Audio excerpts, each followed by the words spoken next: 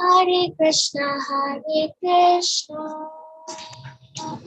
Krishna Krishna, Hare Hare, Hare Rama, Rama Rama, Hare Hare, Hare Krishna, Krishna Krishna, Hare Hare, Hare Rama, Rama Rama, Hare Hare, Hare Krishna, Krishna Krishna, Hare Hare, Hare Rama, Rama Rama, Hare Hare, Hare Krishna, Krishna Krishna, Hare Hare, Hare Rama, Rama Rama, Hare Hare, Hare Krishna, Krishna Krishna, Hare Hare, Hare Rama, Rama Rama, Hare Hare, Hare Krishna, Krishna Krishna, Hare Hare, Hare Rama, Hare Hare, Hare Krishna, Krishna Krishna, Hare Hare, Hare Rama, Hare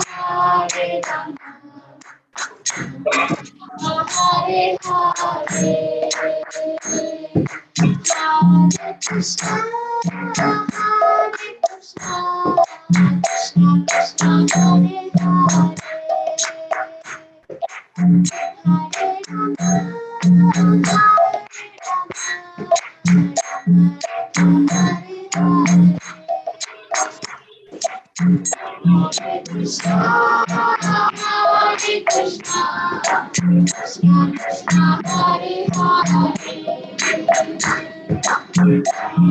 Rama,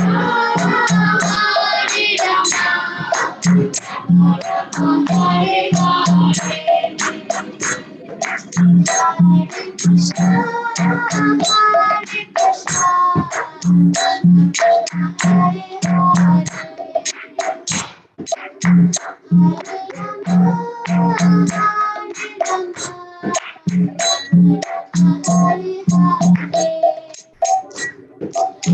Hare, Krishna, Hare Krishna, Hare Hare, Hare Rama,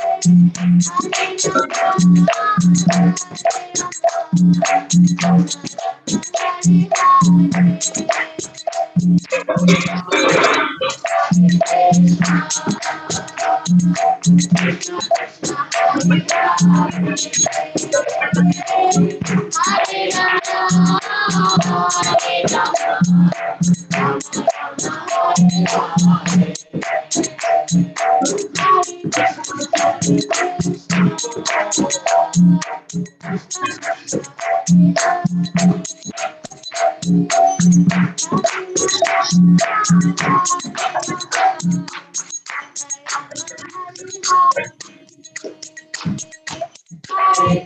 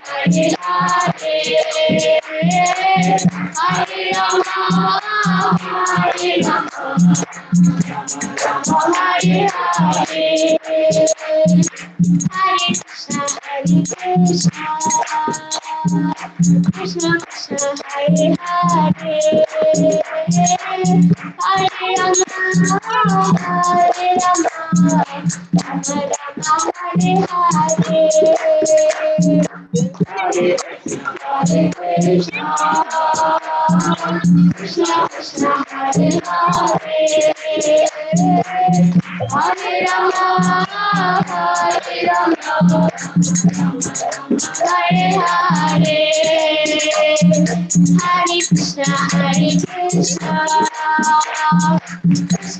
Hare Hare Hare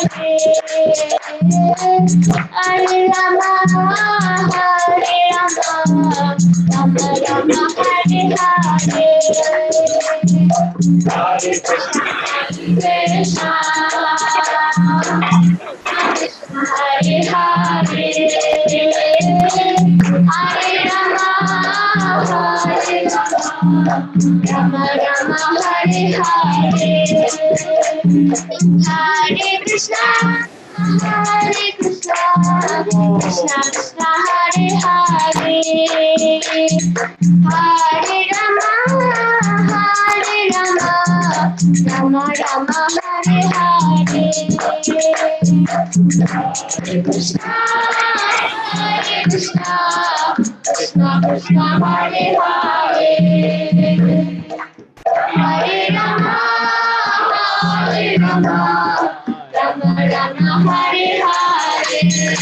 Hare Hare Krishna, Hare Krishna, Krishna Krishna, Hare Hare,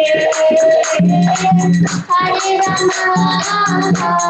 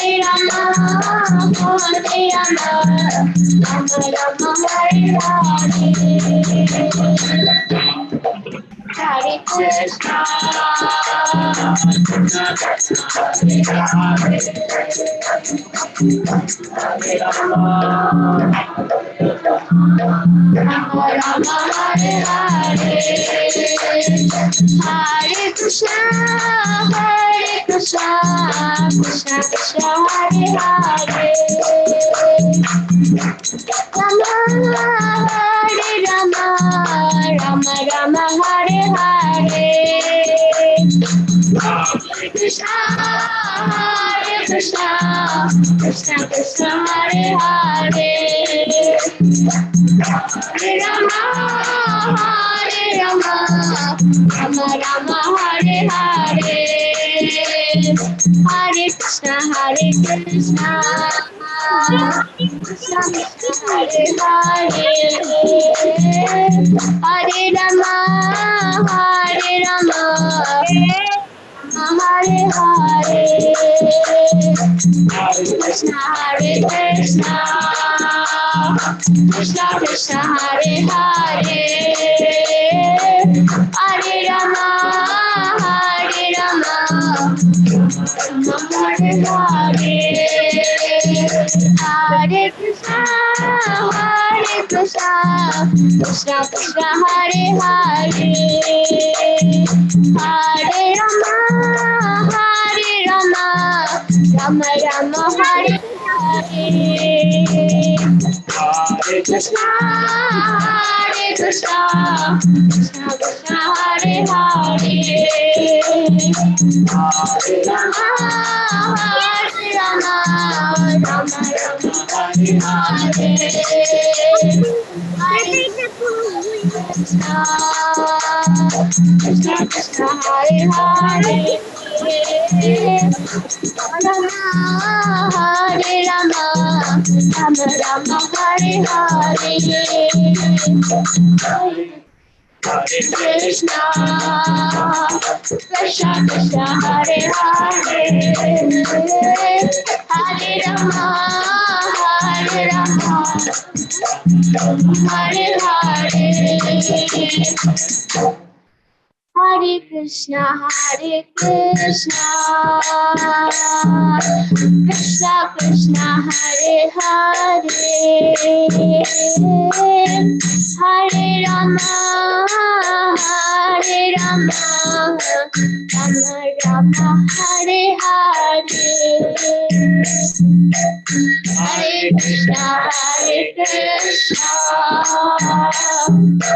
Krishna Krishna, Hare Hare, Hare Rama, Rama Hare Hare.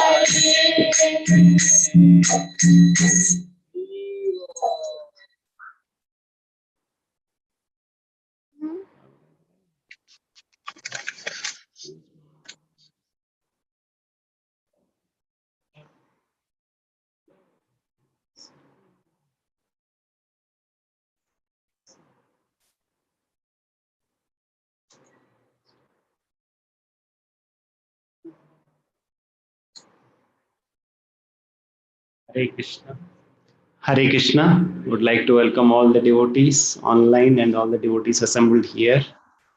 So on this special occasion of Sri Ramnavami, and yes, we'll privileged to have today His Grace Harikhetra Prabhu with us. So Harikhetra Prabhu will be sharing some of the teachings from Ramayana, how to imbibe the teachings that is there in Ramayana, so that for all of us can also progress on the path of bhakti. So all of us know Harikatra Prabhu. He has attended a couple of our earlier programs. So in one of the seasons, he had given the science of bhakti and the ultimate perfection. Also, he had given about the importance of our Krishna conscious culture. And yes, he is the leader of our ISKCON Whitefield. He has been inspiring so many hundreds and thousands of devotees. And throughout the last week, he was giving a very beautiful seminar on Harinam Chintamani and how to be absorbed on the holy name of the Lord. How do you really prepare our consciousness to progress in our Krishna consciousness? So we're very fortunate to have Prabhuji with us to share his realizations, share his thoughts, how we can progress in Krishna consciousness. So let's welcome Harikatra Prabhu by loudly chanting Hari Bol 3 times. Hari Bol, Hari Bol, Hari Bol.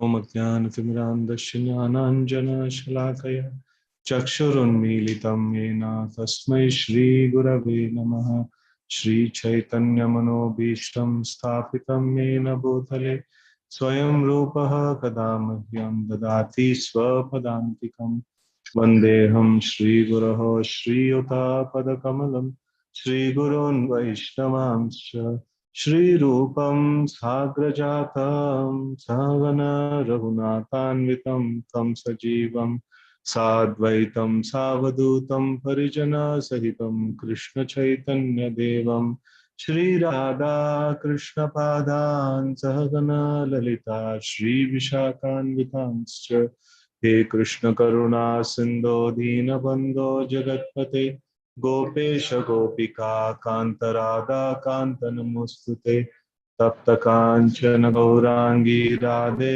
Vrindavaneshwari वृषभानुसुते देवी प्रणमामि हरिप्रिये वाञ्छाकल्पतरुभ्यश्च कृपा सिन्धुभ्य एव च पतितानां पावनेभ्यो वैष्णवेभ्यो नमो नमः जय श्री कृष्ण चैतन्य प्रभु Nityanand Shri Advaita Gadadhara Srivasadi Gaura Bhakta Vrinda Hare Krishna Krishna Krishna Hare Hare Hare Rama Rama Rama Hare Hare.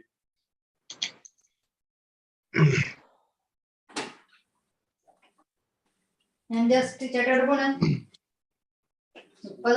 Krishna.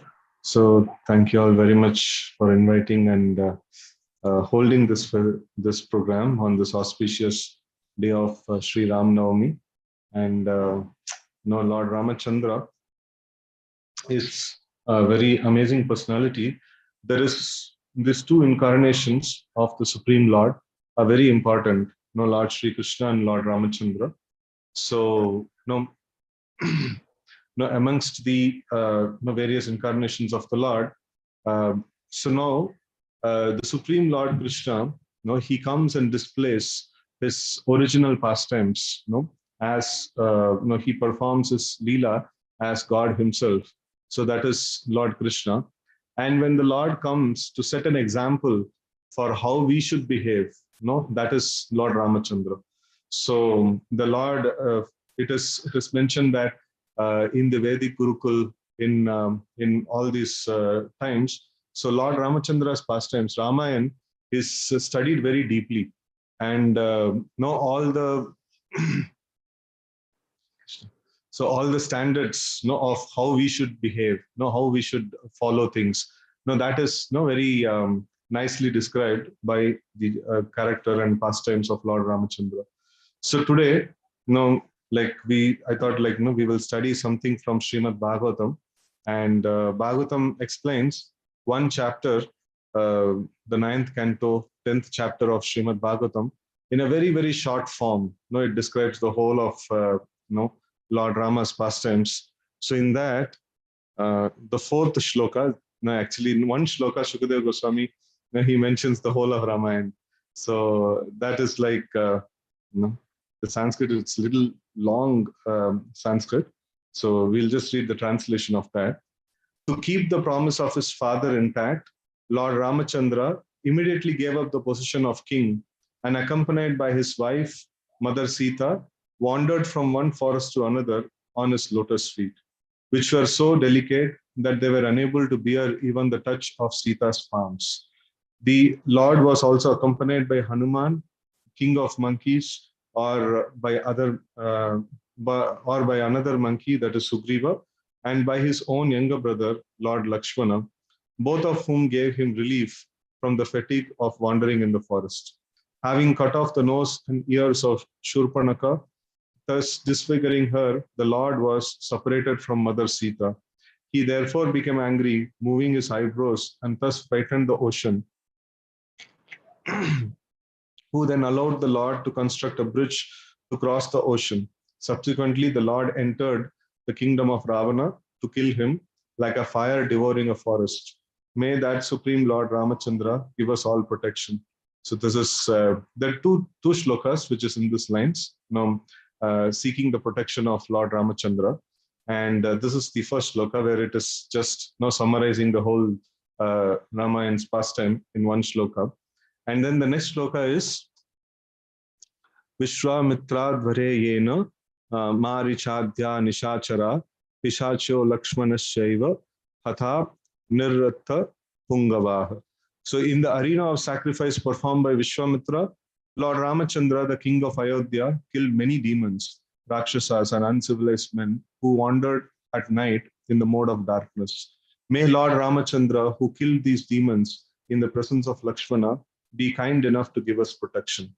So this is a nice shloka. Devotees can come a little closer. It will be nice. So when devotees are a little spaced out, I also get spaced out. So, nice. So here in this shloka, it is very nice that Lord Ramachandra, he was offering protection to Vishwamitra's sacrifice. So when Ramachandra was very young, he was just how many years old? Probably just 14 years old, something like that.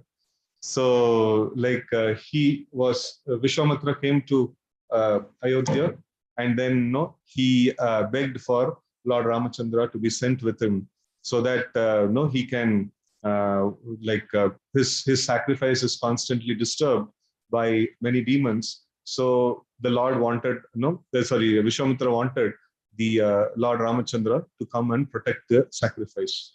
So then, Dasharath Maharaj, for him, it is very, very difficult to send Lord Ramachandra away.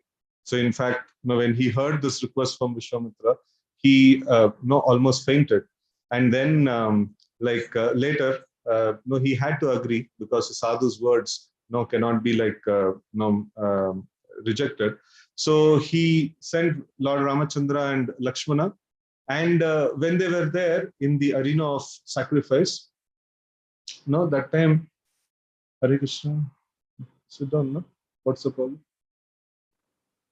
So when there is this thing was happening in the sacrifice, Lord Ramachandra and Lakshmana, so they very expertly killed all these demons, So Maricha and other who's the other demon? The Subahu, and then Tataka. So these were the demons that were killed. So now here Shukadeva Goswami mentioning this incident, he is actually invoking the presence of the protection of Lord Ramachandra.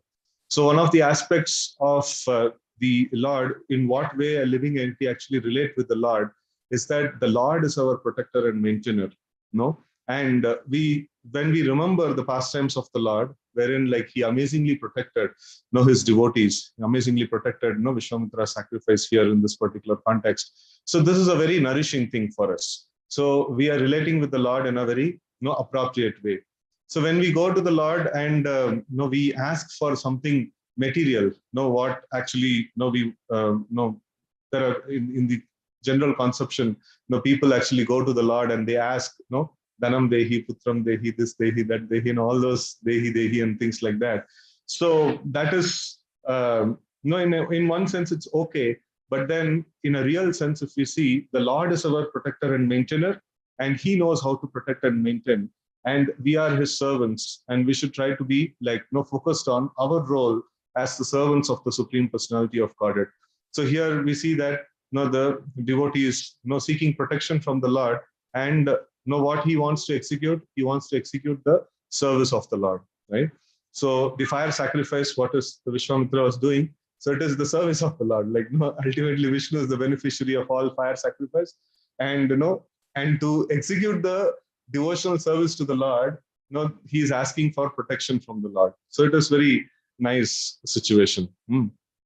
So then the next, this one, just mentioned, Yo loka veera samito dhanuraisha mugram sita swayam varagrihe trishatopa adyat bala gajalila vivekshu yashtim sajjiya sajjiya kritam nripa vriksha babanja madhye jitvanurupa gunashila vayoga rupam sita bidanam shriyam urasya abhilabdhamanam marge vrajan bhrigupater vanayat prarudam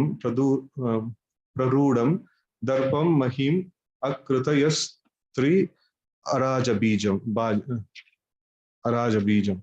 So, O King, the pastimes of Lord Ramachandra were wonderful, like those of a baby elephant. In the assembly where Mother Sita was to choose her husband in the midst of the heroes of this world, he broke the bow belonging to Lord Shiva. This bow was so heavy that it was carried by 300 men, but Lord Ramachandra bent and strung it and broke it in the middle, just as the baby elephant breaks a stick of sugarcane. Thus, Lord achieved the hand of Mother Sita, who was equally as endowed with transcendental qualities of form, beauty, behavior, age, and nature. Indeed, she was the goddess of fortune who constantly rests on the chest of the Lord. While returning from Sita's home after gaining her at the assembly of competitors, Lord Ramachandra met Parashuram. Although Parashuram was very proud, having rid of the earth of royal order 21 times, he was defeated by Lord, who appeared to be a Kshatriya of the royal order. So here we see that many wonderful pastimes are mentioned. It is mentioned that Lord Ramachandra's pastimes are like a baby elephant pastimes. So elephant is very majestic. It is whatever it does, it is like very attractive and very majestic. Most of the people would have seen elephants in zoos. So in our childhood, we always used to see elephant in temple. So we used to go to the temple just to see the elephant there. So in Vishnu temple, there used to be elephants, and it used to be very majestic. And maybe baby elephant is even more attractive. And here we see that in the assembly of Swayamvar, so Mother Sita was to choose her husband. So in that time, so there is this different kinds of Swayamvars are there. So in one of the Swayamvar, Krishna had to defeat or control 7 bulls. And in another Swayamvar, this one, Arjuna's Swayamvar, we have seen that piercing the fish and things like that. So in those times, that Swayamvara itself is a very dynamic and very action-filled scenery actually. So we see that here in this Swayamvar, there was a huge bow of Lord Shiva was kept, and whoever can string this bow, they will attend the hand of Mother Sita. And why this is so? Because this bow is very, very powerful and nobody could actually able to move it. So when Mother Sita was very small, so that time while she was playing, playfully she just moved the bow. So seeing the power of Mother Sita, so the Janak Maharaj. So Janak Maharaj thought that if I have to give her in marriage, I have to give her in marriage to a person who's also very powerful, right? So at least he could able to lift this bow and string it. So that was a very fair proposal, that was kept.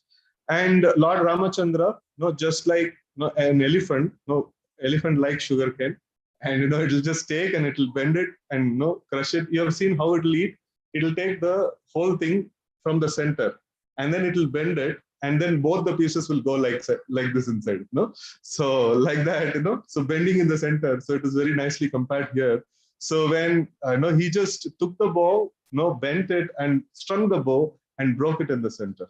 So it is like very, very, very amazing act actually. And then Mother Sita was given, in marriage to Lord Ramachandra.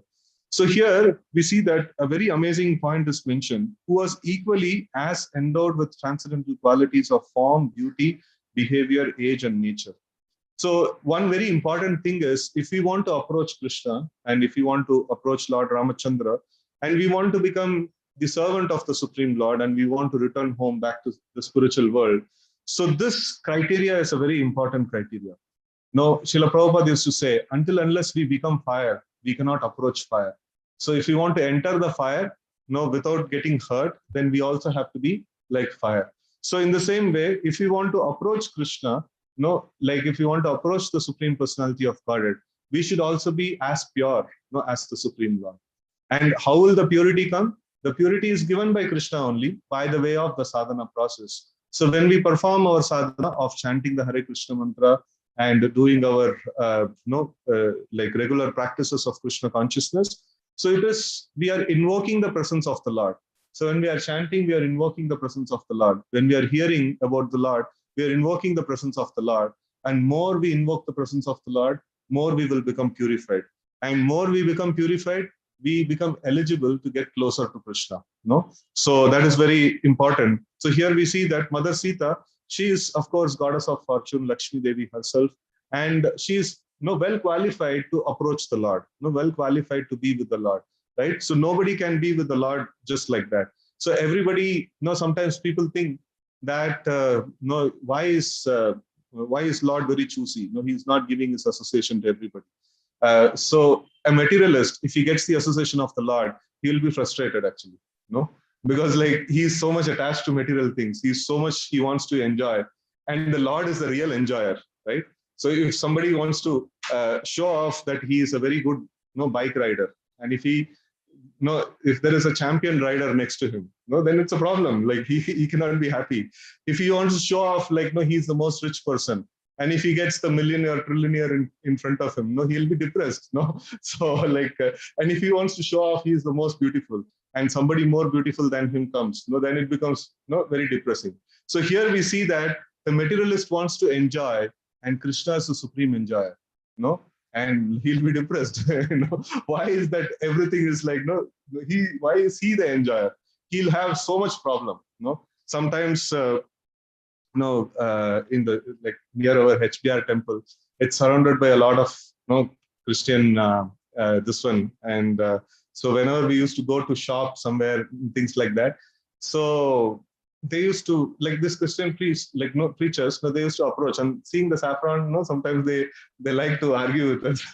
So they used to approach and say, and they used to talk nicely, and then after that, your God has many affairs and things like that, and Krishna's relationship with the gopis and all.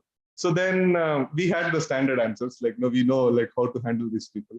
So you see, every nun who joins the monastery, she says that she becomes the wife of the Supreme Lord. So God, your God and our God are same only. It is the same thing. I know why are you asking this? Because God is enjoyer and you are not able to tolerate. So he is the real enjoyer of everything that exists in the whole creation, and you are not able to tolerate. That is your problem. So here we see that the Supreme Lord, he associates with those who are purified at heart, and those who are completely in the purified state. So Mother Lakshmi Devi, she is the pinnacle, or she is the ideal example of the associate of the Lord, wherein she is completely pure and she serves the Supreme Lord constantly. And her one of the things that is mentioned about Mother Lakshmi She always constantly serves the lotus feet of the Supreme Personality of Godhead. And she's always in one of the descriptions in the third canto, it is mentioned that the goddess of fortune is engaged in serving in very menial ways in the Supreme in the Vaikuntha Loka. No, she's dusting the floor of Vaikuntha, and she's like taking care of so many, just like a household, Grihini. So like that, she's like taking care of so many needs of the Lord.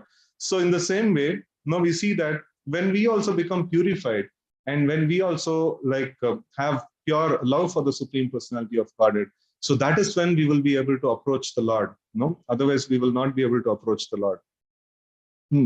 So then, while returning from Sita's home after gaining her at the assembly of competitors, Lord Ramachandra met Parashuram.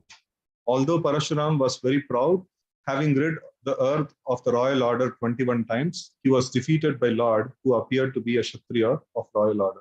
So here we see that because the Shiva Dhanush was broken, so that actually enraged Parashuram.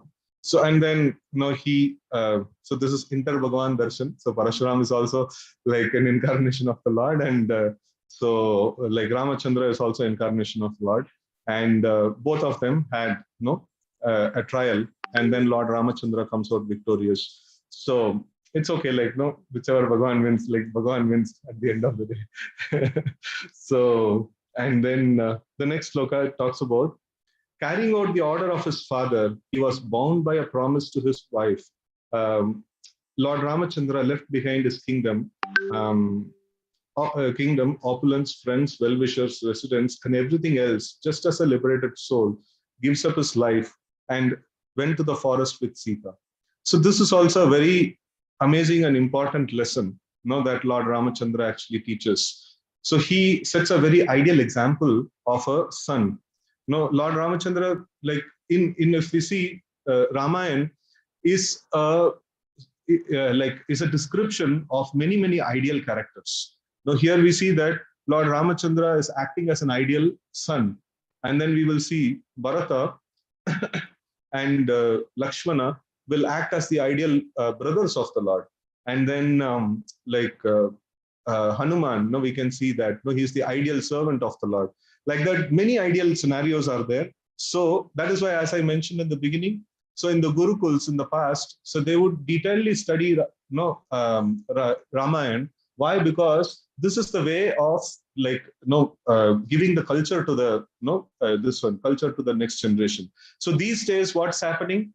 Films are the ones which has been exposed to, and then mobiles and many different things, where people get access to obnoxious things. Actually, people get access to culture which is very derogatory.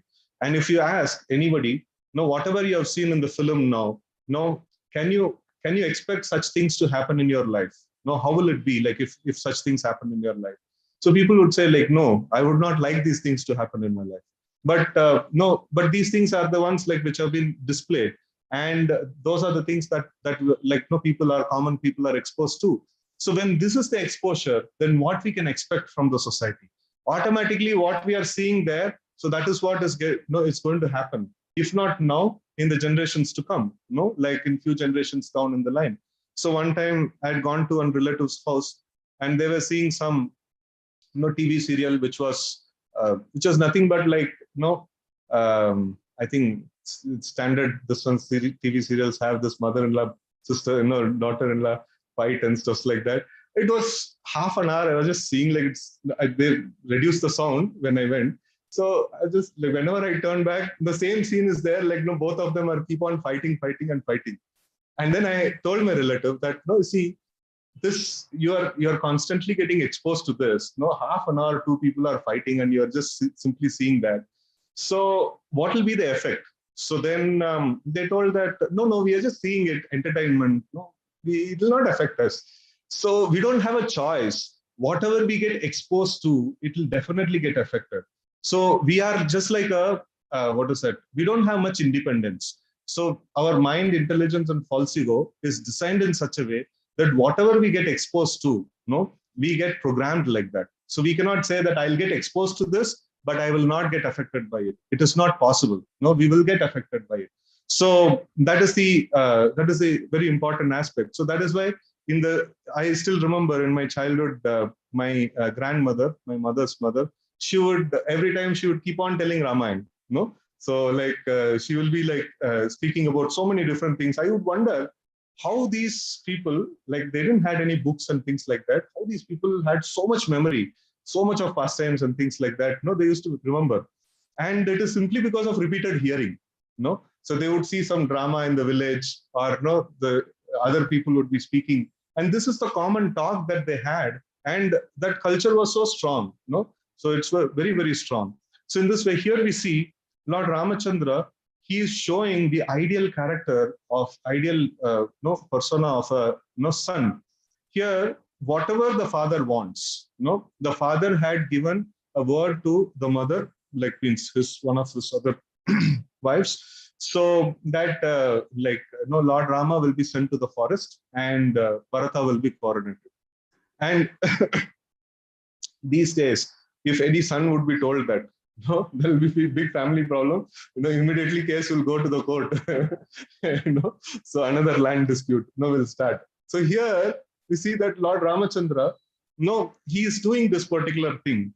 So somebody may say, okay, this is he is God, he may do something very this one. But actually speaking, this is the common culture prevailing at that point in time. So how do we say that, and what is their motivation? The main motivation is like, okay, so if I survive, I am the eldest son, I'll get the kingdom. So that's this one is going on. So, but the most important thing, what was driving force in the Vedic culture is that what is my duty? So that is the driving force. In the Kali Yuga, what is the driving force? What will I get? That's the driving force. If you are going to give me, then I will behave in a particular way. If you are not going to give me the property, I will behave in a different way, right? So that is how in Kali Yuga it happens. But here we see that the Vedic culture was very, very amazing culture, wherein everybody were thinking, what is my duty? Here Lord Ramachandra, though he is the Lord, he is acting as an ideal. He is setting an example for ideal character of a son. So here, the son's job is to take the order of the father and then execute the order of the father. So, and here we see that Lord Ramachandra, he got the order that you have to go to the forest, and immediately, without even a thought, he just told, my father, whatever you desire, whatever is your wish, I will execute it. So this is a very important thing. So this Vedic culture has to be brought back. So this Vedic culture is like everybody should think, what is my duty to perform, and disassociate ourselves from the result. What will be the result I will get if I perform this duty? So this is a amazing peace formula actually. This is an amazing peace formula. So in fact, in one of the lectures of Srila Prabhupada I was just hearing, he was mentioning that people before the trade came into picture, people were quite peaceful. They would have huge fields, they would cultivate, and after cultivation, so they would require a little bit of grains for them to sustain. So after consuming those grains, rest of the grains they would do charity, they would give it to brahmanas, and like it was a very peaceful this one. So when the trade was brought into picture, when the money was standardized, and when trade was brought into picture, everybody's mind greed was put into.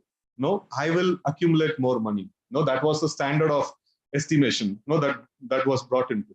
So how much money you have, how much status you have, and stuff like that. So that was a standard that was measured, and immediately what happened? The greed came into this one, and cheating came into the picture, and so much of unnecessary things came into the society. So before that, people were living based on, okay, I am a Vaishya, so I have to work on the field. I will work, and excess grains come. Either barter or give it in the charity and things like that. So it was much more peaceful. People were estimated based on what is a function, what is a work that you're supposed to perform, and the quality of work. For a Brahmana to tell a lie is a degradation. It is it is not a very good thing. And for a Kshatriya to get back on his words or not able to give protection to his citizens and things like that, it is not something very great for him. No, in that way, like, no, they were estimated based on that.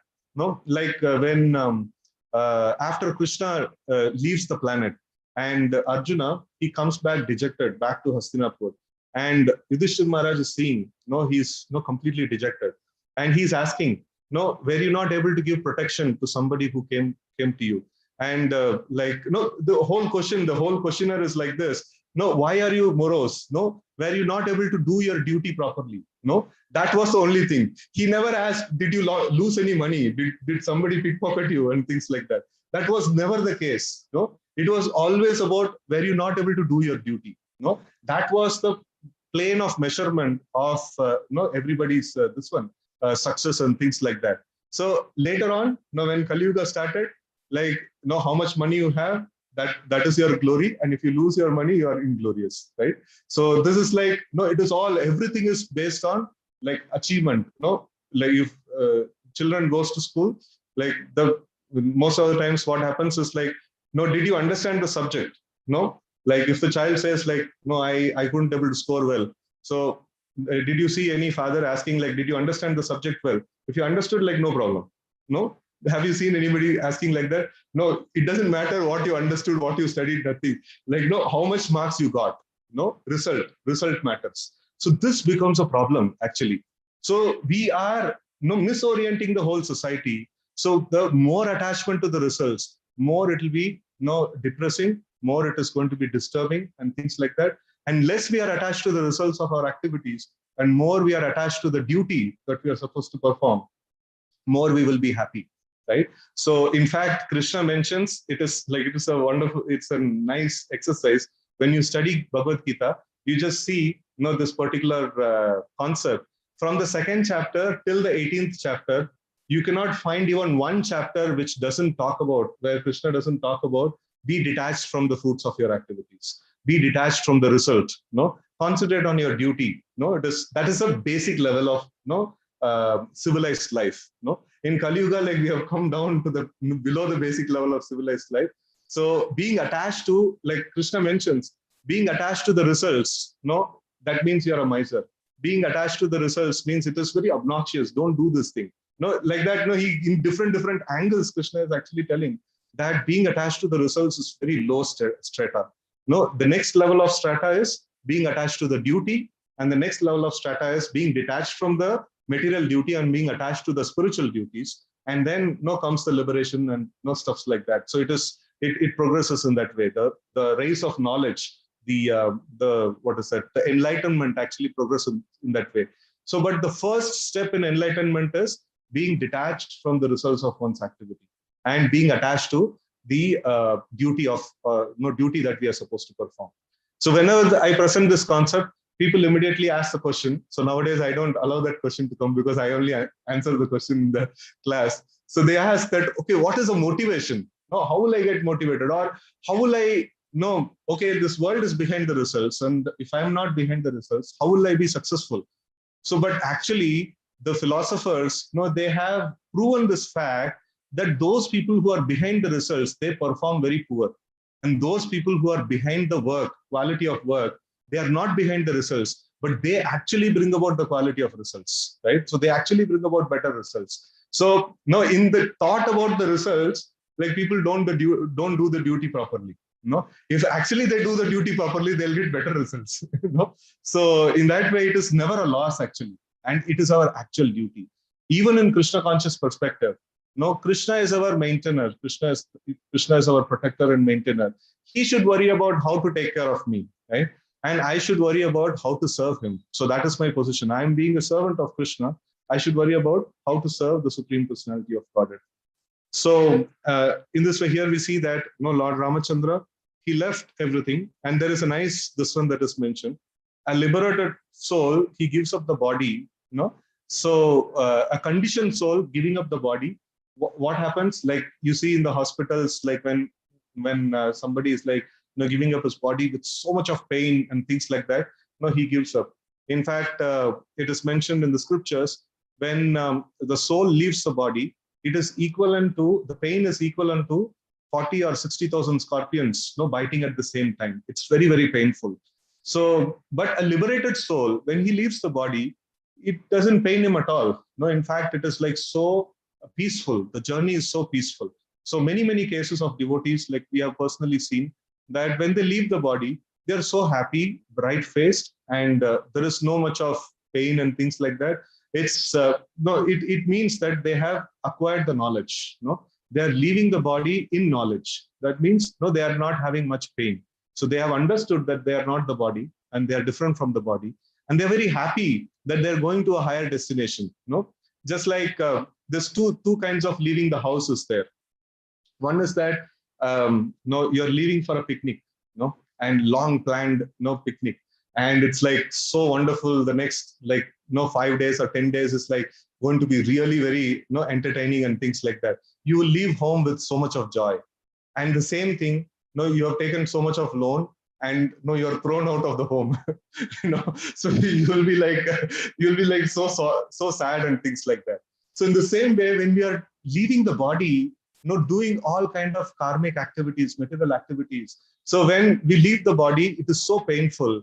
And if you have done devotional service all through our life, and we are actually seeing the Vaikuntha Vimana coming, to take us back, and seeing the Vimana like, no, okay, like, no, I'm going to have nice time back in Vaikuntha. So it's so happily he will leave the body, right? So that's what is a comparison that is given. So Lord Ramachandra, he left the palace, without having any pain at heart. No, happily he left the home. No, having been able to serve his father's instruction. No, he got an instruction from his father, and he was able to serve his father. So that was giving him so much of happiness. That's so amazing. You see that a Vedic personality, for him, depression means like it is, he doesn't know what is depression. So easily they don't get depressed, right? So in Kali Yuga, we see that like so much of depressed cases are there. So why? Because the primary reason is being attached to the results of activities. So then, while wandering in the forest, where he accepted a life of hardship, carrying his invincible bow and arrows in his hand, Lord Ramachandra deformed Ravana's sister, who was polluted with lusty desires, by cutting off her nose and ears. He also killed her 14,000 Rakshasa friends, headed by Kara, Trishura, and Dushana. So this is another, this one. So when we try to approach the Lord by force, this.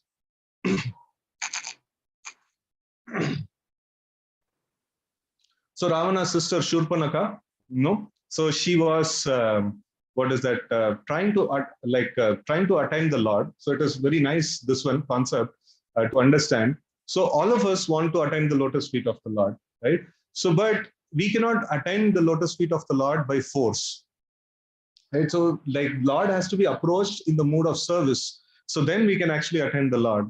So like sometimes we see that, people say that, a few days back, I was there in a curtain shop, and then I was trying to preach to that person, saying that, you see, like, this chanting of Hare Krishna mantra is nice, and then we should try to render service to the Lord. The acharyas are very merciful; they have given us the process, and if we can follow this process, we can attain the Lord very easily, and things like that. So then he was telling, no, like Krishna Bhagwan ko hum puja karte hain, no problem. Like हमको भगवान को और हमारा बीच में like we don't want anybody in between me and the Lord, so like we are directly connected to the Lord. So it is not a very good principle. If you see, the Lord himself says, like, wherever my devotees are there, that is where I will reside. And one who is actually serving my devotee, he is actually my devotee, he can actually come to me, right? So when we try to approach the Lord directly, by force, I will worship you and the way I want. I don't want any acharya to tell how the worship should be done and things like that and all. It is, I would not say it is like Shurpanaka's mood. It is like 50-50, like 50% like that, that kind of an attitude. Wherein I don't want any devotee, I don't want to serve any devotee. I will directly attain the Lord. So that is actually a problem. So here we see that Shurpanaka, she wanted to attain the Lord. So attain the association of the Lord. So that is, the goal itself is a very glorious goal, but then the way she chose is not a proper way, right? So we cannot barge into the Vaikuntha Loka. We cannot barge into the association of the Supreme Lord. In the same way, when we chant the Hare Krishna mantra, so we cannot like say, the Hare Krishna mantra is also non-different from the Supreme Lord, and like chanting the mantra properly and hearing it properly, no, it is equivalent to the darshan of the Lord, right? So it is equivalent to having an association of the Lord. And I cannot force this, saying that now I will chant Hare Krishna and have I will have the Hare Krishna mantra clearly heard, right? So it is not possible. I cannot just force the Lord in that way. No, I have to serve the Lord. I have to please Him. And when the Lord becomes pleased, He appears. No, that is a process. So Shurpanaka's way, if we take, like our nose and ears will be cut, So that is this one. So we should not barge into the Lord's association, and no, we have to serve Him. So our relationship is of service, and we should approach the Lord in service. And then, the next shloka, O King Parikshit, when Ravana, who had 10 heads on his shoulder, heard about the beautiful and attractive features of Sita, his mind was agitated by lusty desires, and he went to kidnap her. To distract Lord Ramachandra from his ashram, Ravana sent Maricha in the form of a golden deer, and when Lord Ramachandra saw that wonderful deer, he left his residence and followed it, and finally killed it with a sharp arrow, just as Lord Shiva killed Daksha. So here we see another important lesson. No, Ravana, like he wanted to enjoy the best of the things that are there, and Mother Sita's beauty, like he heard, and immediately his thought was, I have to enjoy Sita, right? So here we see the result of that particular thing. So everything that exists in this world is Krishna's property, and I should engage everything in the service of Krishna, right? So that is the right mood of a devotee. And Ravana's mood is, everything best that is there, it should be used in my service. And devotee's mood is, everything best that is there, it should be used in Krishna's service, right? So like one devotee was asking, can I spend so much money for the altar at home? Like Bhagwan ka puja gar banane ke liye. So then I was just telling, try your best. Whatever the best possible thing that you can do it for the Lord, right? So that is a proper worship of the Lord. It is not that like, I have a very wonderful and amazing setup for me, and for the Lord, like no, a corner mein rakh denge, so that is not a very good thing, right? So we should see the best of the things are offered to the Lord, and best of the clothes are offered to the Lord, the best of the ghee is offered to the Lord, the best of the flowers that is offered to the Lord. So everything best. The moment we see something best, immediately our thought process should be, oh, this should be enjoyed by Krishna. So he should enjoy the best of the things. And when we do this thing, immediately we'll become satisfied. And when we try to get the best of the things for ourselves, we see that we are not as bad as Ravana, but Ravana like suffered miserably, and we will suffer to some extent. So because the attachment to the things, like it is incompatible nature. It is very, very incompatible nature. So it is just like, it is very nicely explained in Bhagavatam shloka, Yata taror mula nishechanena, trupyanti yatskanda bhujopashaka, pranopaharat yatendriyanam, tataiva sarvarhanam achyutecha. So we are part and parcel of the Lord. We are like, it's just like in this body, Srila Prabhupada explains, in this body we have eyes, nose, hands, and things like that. So in the same way, in Krishna's body, we are also one part of Krishna's body. We are also Amsha of Krishna. Krishna's like a part and parcel, right? And in this body, like there is a story, like, the hands wants to enjoy. There is a nice gulab jamun is there, and this hand wants to enjoy. And then there is the eyes also wants to enjoy, the leg also wants to enjoy, everybody wants to enjoy. And like, everybody are fighting, within themselves, and they are not able to consume this gulab jamun. And finally, actually, what is the solution? The gulab jamun has to be like, everybody should be detached. The stomach is the real enjoyer, and all of us should work cooperatively and provide the gulab jamun to stomach. So then when nourishment goes inside, the hands will be happy, the legs will be happy, the eyes will be happy, everything will be happy. So in the same way, Krishna is the enjoyer, in the whole body of the universal body. Like all of us are different limbs of the Lord, and Krishna is the real enjoyer. Krishna is like the stomach. Pranopaharat yatendriyana. Just by supplying the food to the stomach, no, all the senses becomes active and enlivened. In the same way, no, our job as the limbs or amsha of Krishna is to provide the best of the things, no, or whatever is there, like everything should be used in service of Krishna. And when we do this thing, no, we will see this miracle that we will be so satisfied and we'll be so happy. All that we were looking for, no, the peace, satisfaction, happiness, everything we will get just by doing this simple thing of giving, no, the best of the things to the Lord. So, and here we see that Ravana, he was exactly doing the opposite thing. No, he wanted to enjoy the Krishna's property, right? It is just like hands and legs are fighting for, like a gulab jamun. No, both of them will not become happy and both of them will become weak over a period of time, right? So we have to serve Krishna, and this lusty desire is mentioned here. The lust means, the definition of lust is trying to enjoy the property of Krishna without offering it to him, right? So that becomes the lust. So here we see that Ravana was the pinnacle of that, and he wants to enjoy property of Supreme Lord Ramachandra, and he did a lot of his tactics to do that thing. So, and with all his intelligence, with so much of endeavor, he was not very satisfied. So, but on the other hand, so Jatayu, we see that like his wings were cut. He fought for Lord Ramachandra, and his wings were cut. And then he was going through a very painful situation, and he left his body in that painful situation. But what is the solution? What is the final experience that he had? He had an amazing experience. He was having so amazing experience that he was happy that he could able to serve Lord Ramachandra. He was not successful in his service. But the real success in service is that we had attempted to render service to Krishna. So that is the real success. And when he did this thing, and he was personally acknowledged by Lord Ramachandra, so then it was so amazing. Like, he was so blissful and happy. Here is a person, Ravana, who could able to see his mother Sita, and he was miserable. And the another personality, like Jatayu, who was severely injured, and he was like pushed to death, and still he was blissful and happy. So this is the effect. So when we render service to Krishna, when we render service to Lord Ramachandra, so this is the effect that we will be happy. We will be like really, that is the source of happiness.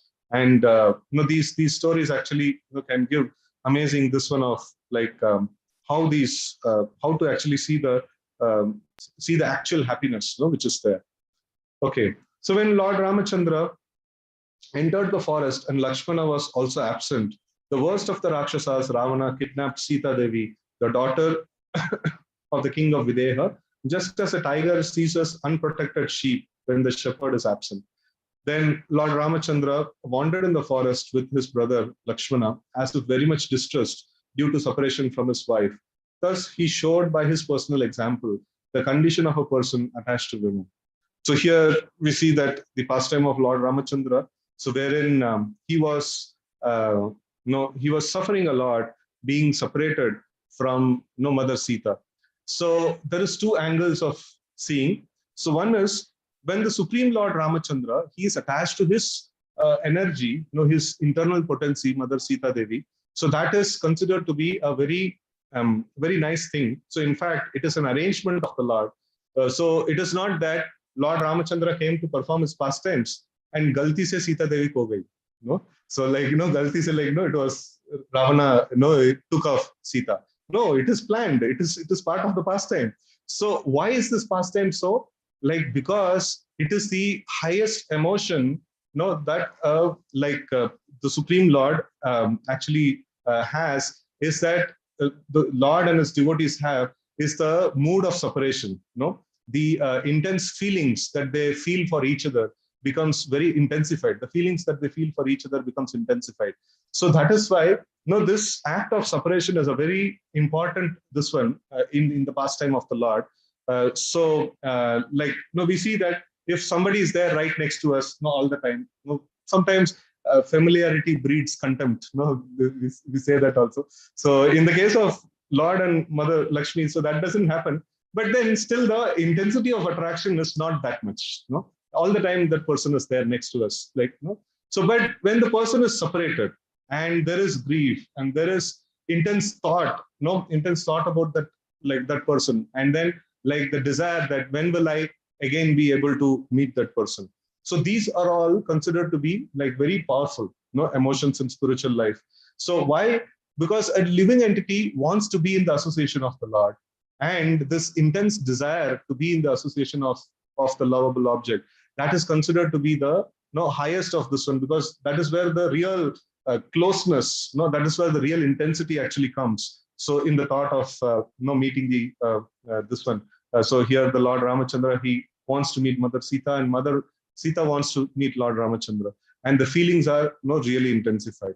And in the material plane, this is considered to be not very good, not very glorious. So like the attraction between the opposite sex is not considered to be very glorious. So but in spiritually, this is considered to be very amazing. So when it happens in relation with the Supreme Personality of Godhead, so then it becomes very glorious actually. And then we see that Lord Ramachandra, whose lotus feet are worshipped by Lord Brahma and Lord Shiva, had assumed the form of a human being. Thus he performed the funeral ceremony of Jatayu, who was killed by Ravana. The Lord then killed the demon named Kabanda, and after making friends with the monkey chief, killing Vali and arranging for deliverance of Mother Sita, he went to the beach of the ocean. So here we see that further pastimes are very nicely mentioned. So I would quickly like to go to an amazing shloka here, which is very relevant to us, and which is which is like we can meditate upon the meaning of this particular shloka. So this is the shloka number 20 of this chapter. So after this shloka, we can try to do a small bhajan. That is Dashavatara Stotra. So generally on the appearance days of the Supreme Lord in various incarnations, we try to sing this bhajan. It's okay, Bo? So like this particular shloka is very amazing. So here we see that Angada and the other commanders of soldiers of Ramachandra faced the elephants, infantry, horses and chariots of the enemy and hurled against them big trees, mountains, peaks, clubs and arrows. Thus, the soldiers of Lord Ramachandra killed Ravana's soldiers, who had lost all good fortune because Ravana had been condemned by the anger of Mother Sita. So it's a very important shloka. Now we will read the purport also. Like now I would request everybody to carefully give attention to each and every line of this purport. It makes a lot of sense, and it is very practical, and it is it enthuses us in the practice of Krishna consciousness. So let's read this purport. The soldiers of Lord Ramachandra soldiers Ramachandra recruited in the jungle were all monkeys and did not have proper equipment with which to fight the soldiers of Ravana. For Ravana's soldiers were equipped with weapons of modern warfare, whereas the monkeys could only throw stones, mountain peaks, and trees.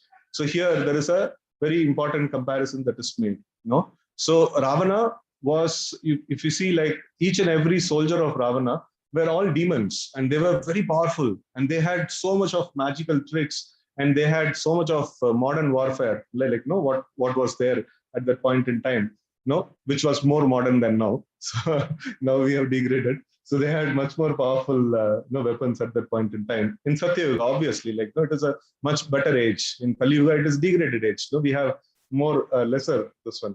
So they had the best of the warfare equipments. And here, Prabhupada writes in very nice way, in some way like the sarcastic way also. So the soldiers Lord Ramachandra recruited in the jungle were monkeys, and they did not have equipments to fight with Ravana's army. So basically, one side is like completely they don't have effective mechanism to fight with. The other side is very supremely powerful, right? So now we see that it was only Lord Ramachandra and Lakshmana who shot some arrows. Only these two people know the archery and things like that. So, but because the soldiers of Ravana were condemned by the curse of Mother Sita, the monkeys were able to kill them simply by throwing stones and trees. So it is this very important thing that we need to understand, that if we it is mentioned that if somebody has punya, he does a little bit of activity, no, he gets success in everything. And if somebody doesn't have the punya, no, he endeavors so hard and nothing is happening, right? And here, like these people are destined to finish. No, the Ravana's army is destined to finish because they mistreated Mother Sita. No, and to kill them, no, it is not. Somebody has to be there. That's all. No, only monkeys and this throwing stones is sufficient enough. No, they could be killed. So that is how powerful it is. If we can like intensify our devotional service, if we can actually focus on devotional service nicely, and then we do our activities, even a minimal endeavor can do wonders actually.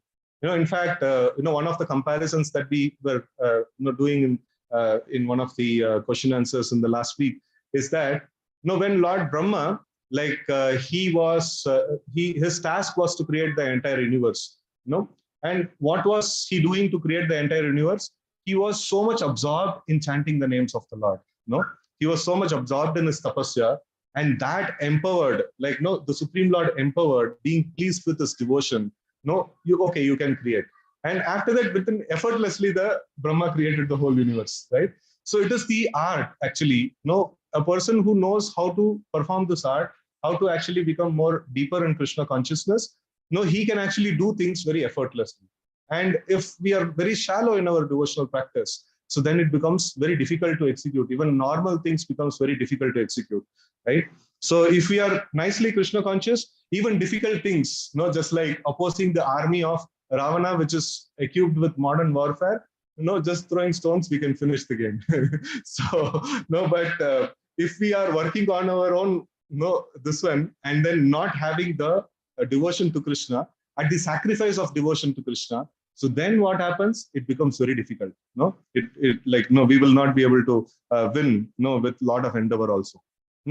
So here it is, Srila Prabhupada actually mentions, but because, there are two kinds of strength.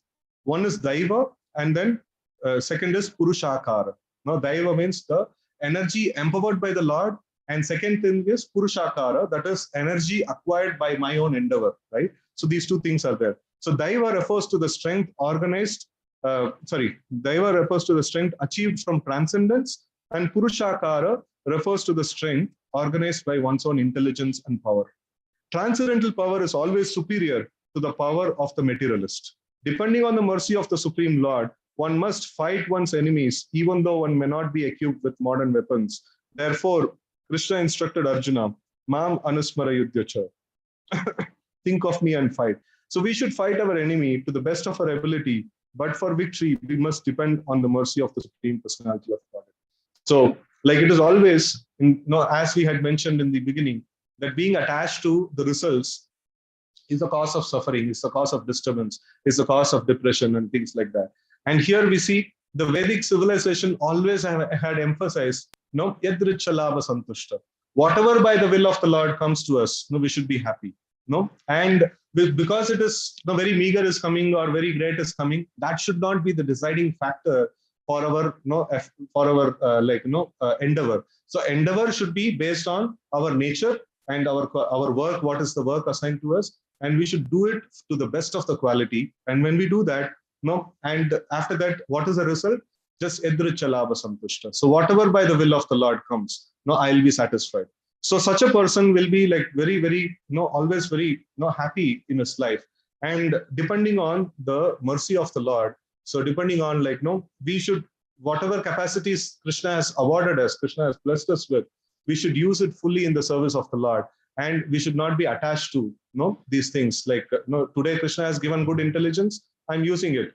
Tomorrow he may snatch off my intelligence. Today he has given me a healthy body, I'm using it in his service. Tomorrow I'll become old. I may not have a healthy body. But still, my job is, what is my job? Whatever is provided by Krishna, I should use it in his service. I should not complain I'm not having this, I'm not having that. Whatever is there with me, Krishna has blessed me with something. Let me use it in his service. Such a person will always be happy, and such a person will always relish transcendental bliss within the heart, right? So with this, I just pause here. Quickly, any questions or comments is there? We can take it for 2-3 minutes, and then we will sing a bhajan.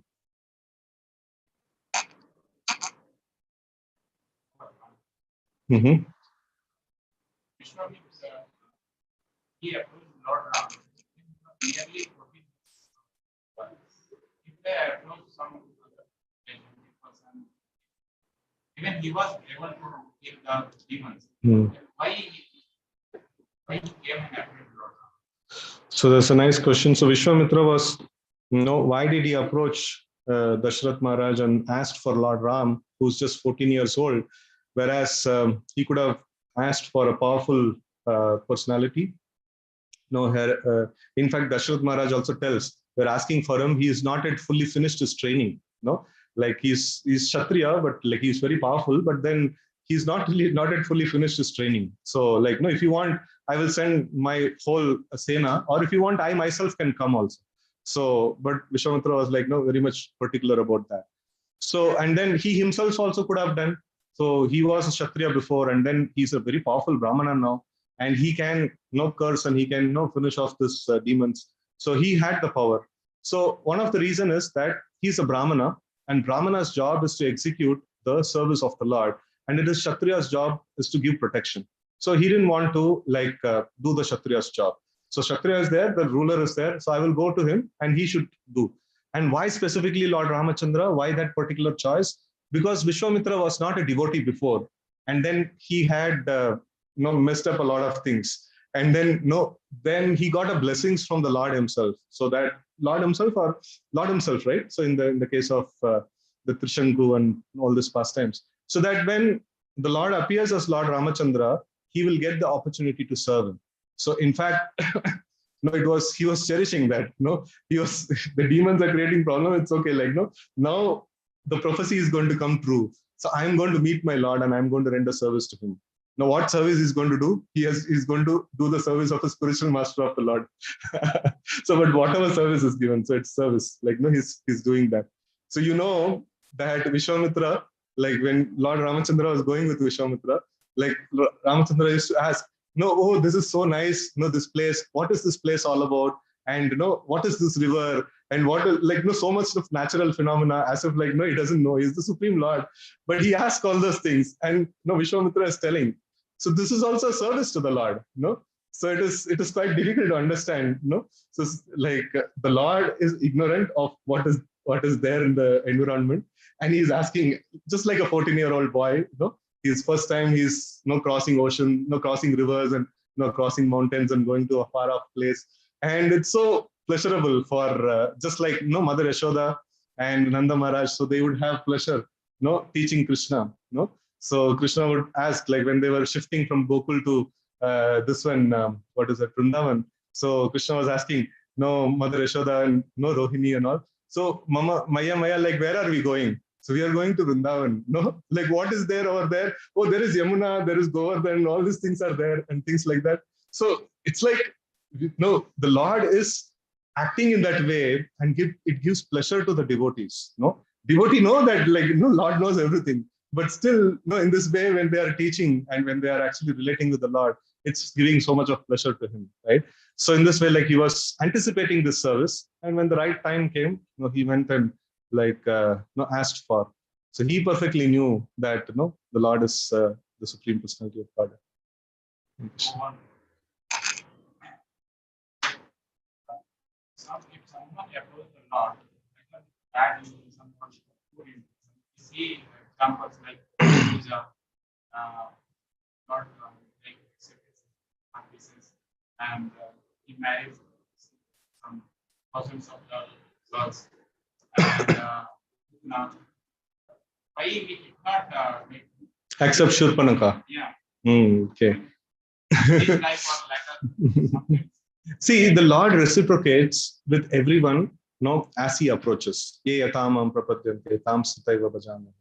So now, this, when the this one, the queens of Dwaraka, so when they approached Krishna, so they approached Krishna in the mood of service. We want you to be our Lord and Master. So Krishna accepted them in that particular way. And Kubja, now when she accepted the Lord, now she accepted the Lord for her own pleasure and enjoyment. And Krishna did not spend much time. He just accepted a little bit of service and then he moved on. He didn't spend time with her. So it is not like it was one of exploitation. No, so I want to enjoy the Lord. No, I want to enjoy this person. So then the Lord is not very much attracted to such this ones. So then in the case of Shurpanaka, like if you agree to my proposal, it's okay. Otherwise, tahas nahas kar dungi. Like no, Bhagavan bhi tahas nahas kar diya. Ye yathamam prapadyante. So whatever way you approach the Lord, He will act in that. No, He will reciprocate in that very same way, right? So that is the son. Hmm.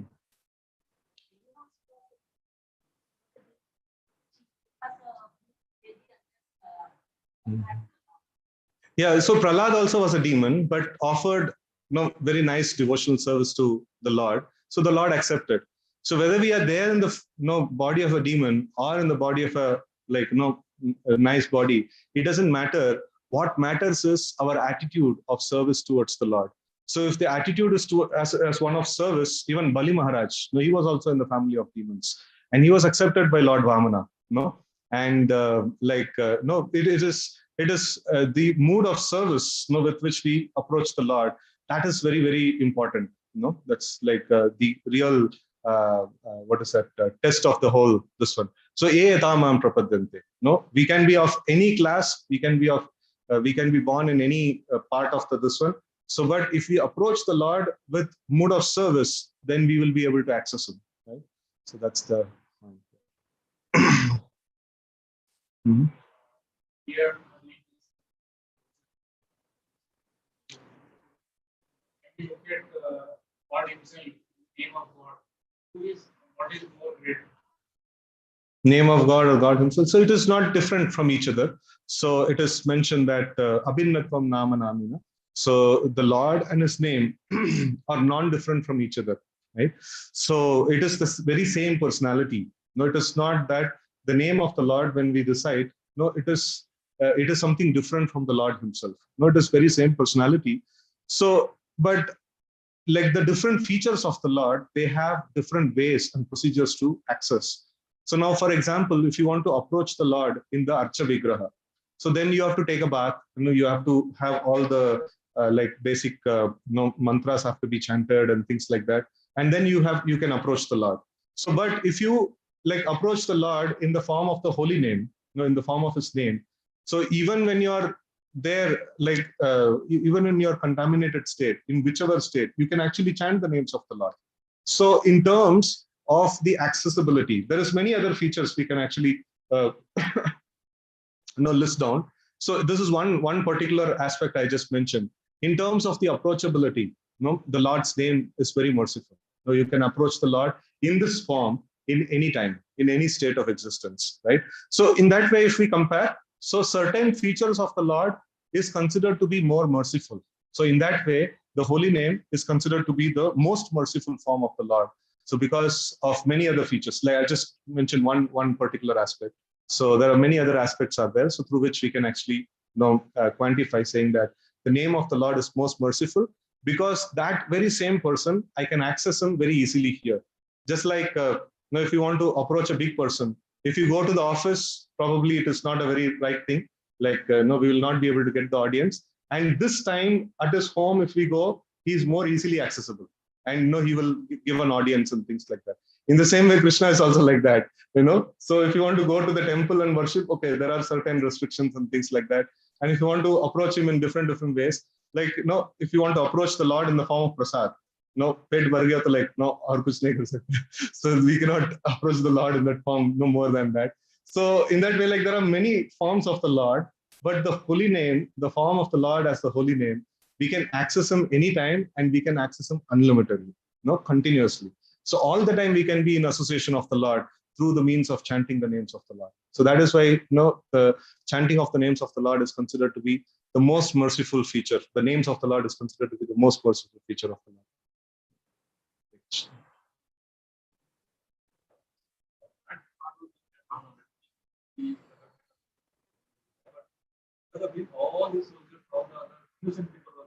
Yeah. So being like, this is one very important thing. If we are innocent and if we understand a person is doing something wrong, immediately we should give up his company. That is very important. So if we are there in a bad company, even if we have not done any bad, just because we are there in the bad company, we will also feel the effect of it. That's a very important. So sangha is very, very important. Huh? Vibhishan escaped. No, he told, like, he stood up and he told that, no, you demon, you are doing wrong. And like, no, Ravana told, you get lost. Okay, fine. No, tata, bye bye. So we should be like that. If you don't have the guts to say you're doing wrong, silently we can come up. So that is also other way.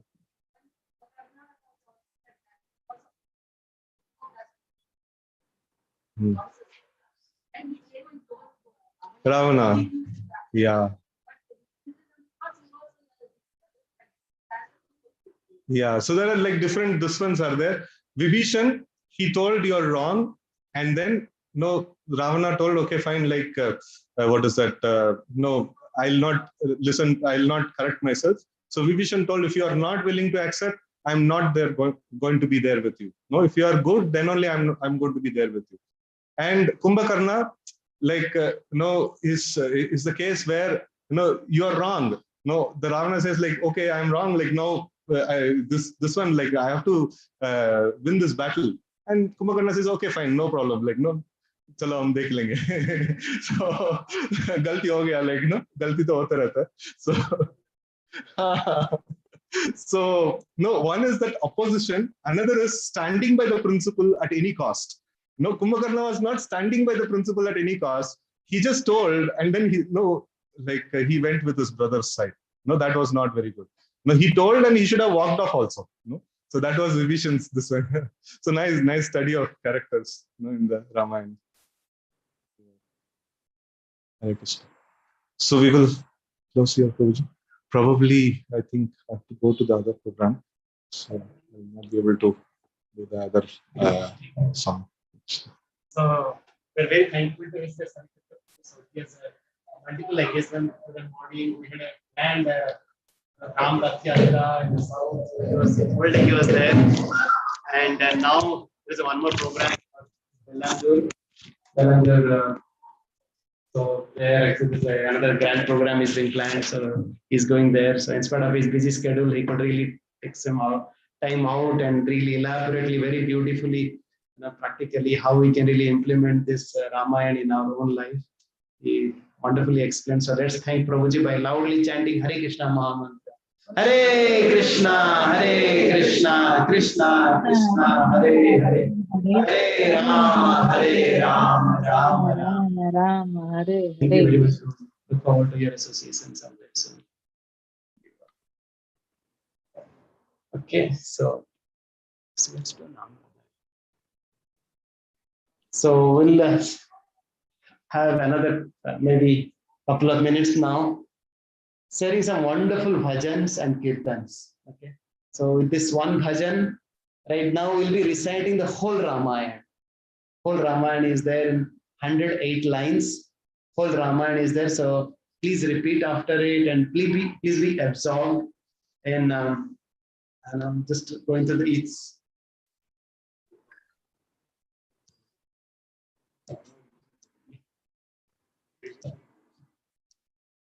So the devotees are also ready for the Maharati that we'll have after some time with some grand kirtan. So, but before that, we'll just, I would request everybody to be absorbed and just on this auspicious day of Ramnavami, please be absorbed, in chanting each and every line. So most of the devotees, especially in North, in Ayodhya and so on, the whole day they, recite Ramayana. In South, there is one Acharya, Lakshmana Acharya. He has compiled all the Ramayana in 108 lines. You see from all the cantos, everything is there. This 108 lines, and all of us will recite it together. Like, of course, Subhangi will lead, and after that, we'll follow her.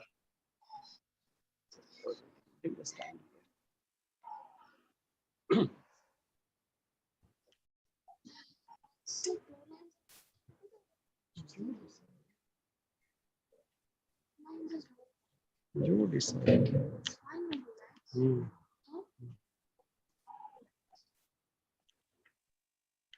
Shall I come closer?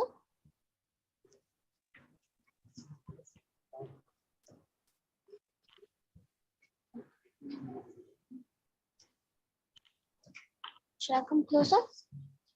Okay, fine. Should I on it? It's off.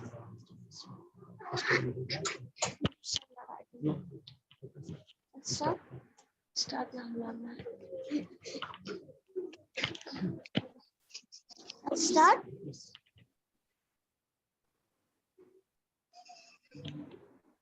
Okay, I'll do. Shuddha Brahma Parat Pararam Kalatmaka Parameshwara Ram Shuddha Brahma Parat Pararam Kalatmaka Parameshwara Ram Shuddha Brahma Parat Pararam Kalatmaka Parameshwara Ram Shuddha Brahma Parat Pararam Kalatmaka Parameshwara Sheshatarva Sukhanetaram Brahmadamaradataram Sheshatarva Sukhanetaram Brahmadamaradataram Chandrakirana Kulamandanaram Srimad-Dasharatha-Nandanaram Chandrakirana-Kulamandanaram Srimad-Dasharatha-Nandanaram Kausalya-Sukhanandanaram Vishwamitra-Priyatanaram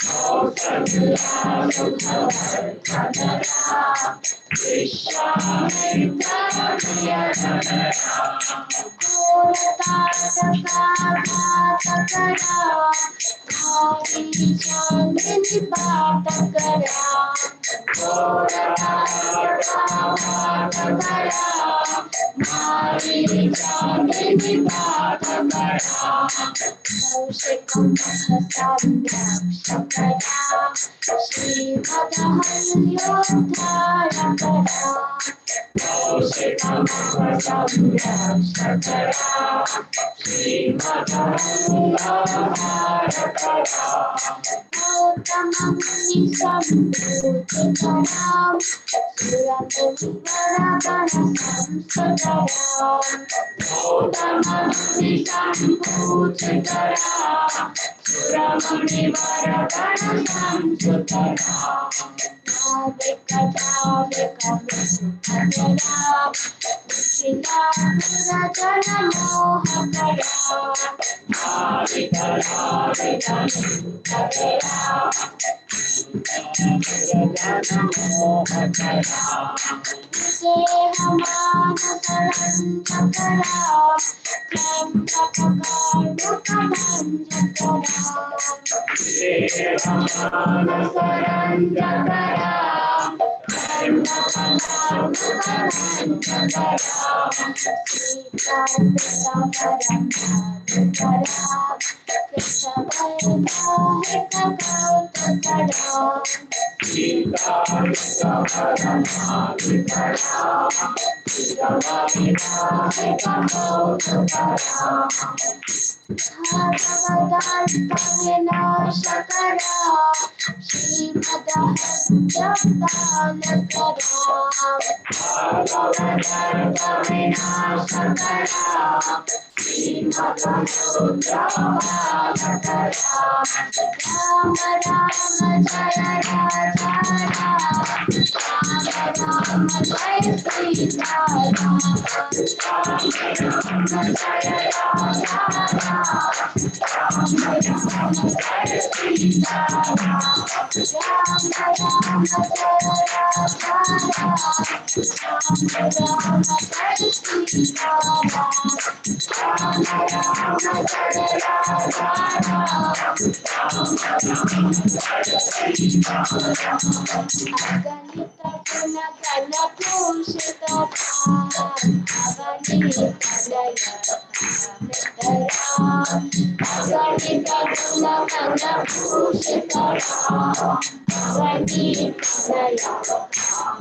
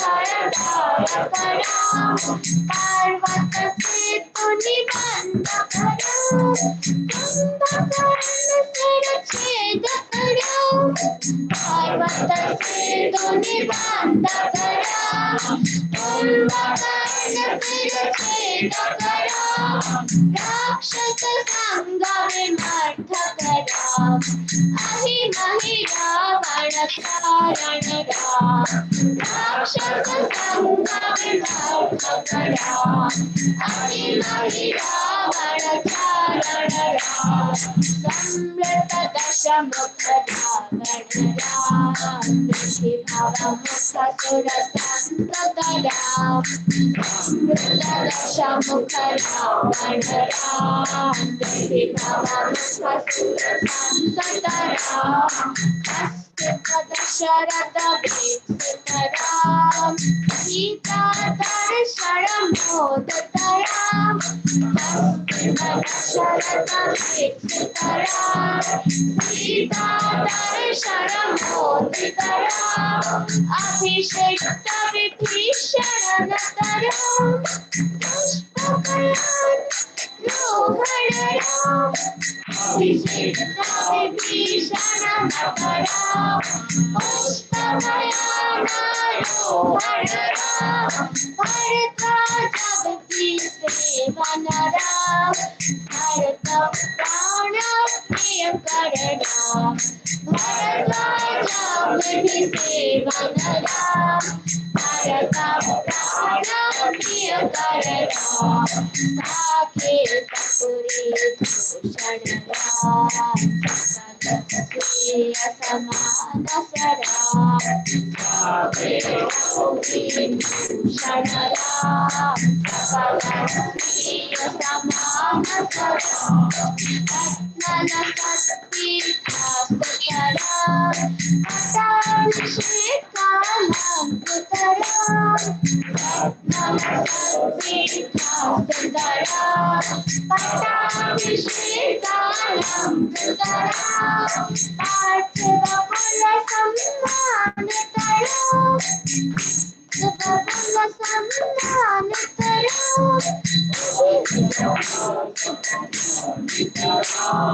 Visharapitaram Gataram Isapulano Grahapararam Isapulano Grahapararam Sakala Jiva Samdakshakaram Sakala Durgadharakaram Sakala Jiva Samdakshakaram Sakala Durgadharakaram Sakala Jiva Samdakshakaram Rama Rama Jaya Raja Rama Rama Jaya Sita Rama Rama Jaya Raja Rama Rama Jaya Sita Rama Rama Jaya Raja Rama Rama Jaya Sita Rama Rama Jaya Raja Agatamani Samsutaram Vishatadashakanthodhavaram Agatamani Samsutaram Vishatadashakanthodhavaram Sita Lingana Nirvitaram Niti Surakshita Janapadaram Sita Lingana Nirvitaram Niti Surakshita Janapadaram Vipinatyajita Janakajaram Karita Lavada Sulavadaram Vipinatyajita Janakajaram Karita Lavada Sulavadaram Svaikata Sambhoga Samsutaram Satanaya Kushalavananditaram Svaikata Sambhoga Samsutaram Satanaya Kushalavananditaram Ashrameta Pratadikshitaram Kala Vedita Surapadaram Ashrameta Pratadikshitaram Kala Vedita Surapadaram Ayodhya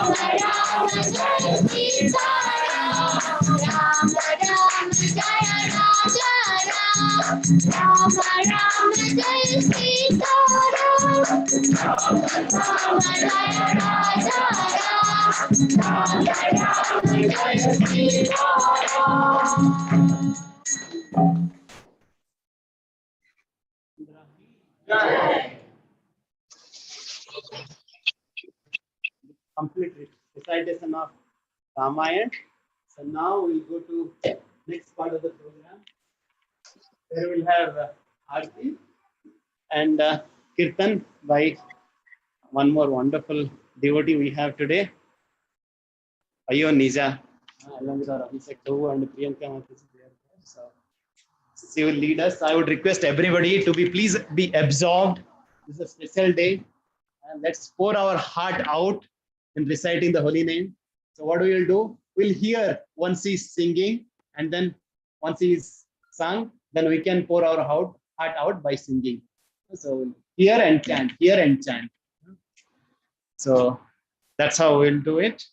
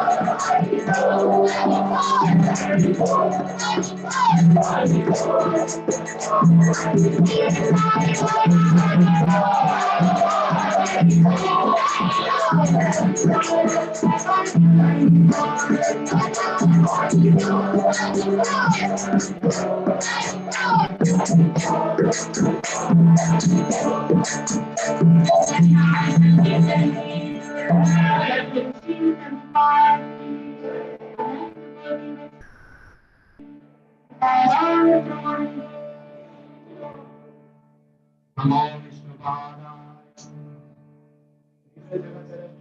Bhaktivedanta Swami Prabhupada. ISKCON Daily Founder Acharya Prabhupada. Bhakti Siddhanta Saraswati Goswami Prabhupada. Namacharya Sridhar Thakur. Saraswami Vrinda Ki Jai.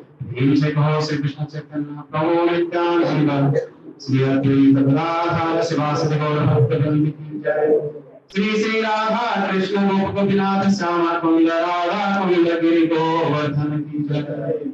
Sri Sri Sri Sri Sri Ramnavami Mahotsav Ki Jai. Ganga Mai Ki Jai. Yamuna Mai Ki Jai. Mathura Vrindavan धाम की जय, श्रीक्षेत्रपुरी धाम की जय, मायापुर धाम की जय, अयोध्या धाम की जय, समवेत भक्त वृंद की जय. All glorious to assembled devotees, all glorious to assembled devotees, all glorious to assembled devotees, All glories, all glories, all glories to Sri Guru and Gauranga.